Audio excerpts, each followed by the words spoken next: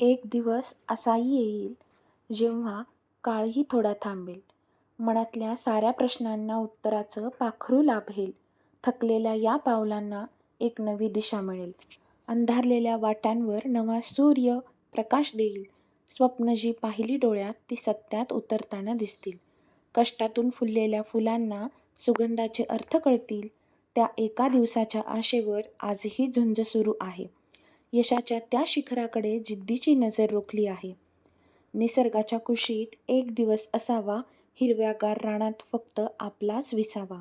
नभी असावा निळा रंग आणि सोबतीला पक्षी. पानापानावर असावी दवबिंदूंची नक्षी. खळखळणाऱ्या निझरांचा तलावावर सूर. मनातून वाहून नेईल काळजांचा पूर. फुलांच्या गंधाने अवघी सृष्टी न्यावी.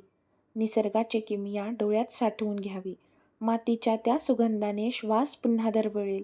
हरवलेले आपण आपल्यालाच गवसेल. गजबजलेल्या जगापासून थोडं दूर व्हावं.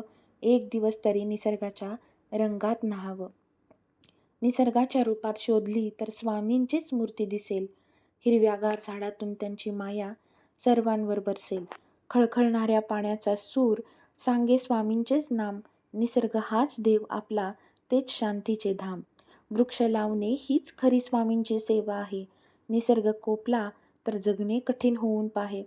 नको करू विटंबना तू, निसर्गाला जपून ठेव. प्रत्येक पानात आणि फुलात दिसेल तुला तो देव. भिवू नकोस म्हणणारे स्वामी सृष्टीच्या कणाकणात आहेत. निसर्गाची राखण करणाऱ्यांच्या ते सदैव पाठीशी उभे आहेत. निसर्गाशी नाते जोडणे हाच स्वामींचा खरा संदेश. अशक्य ही शक्य होईल, बदलू दे आपला हा देश.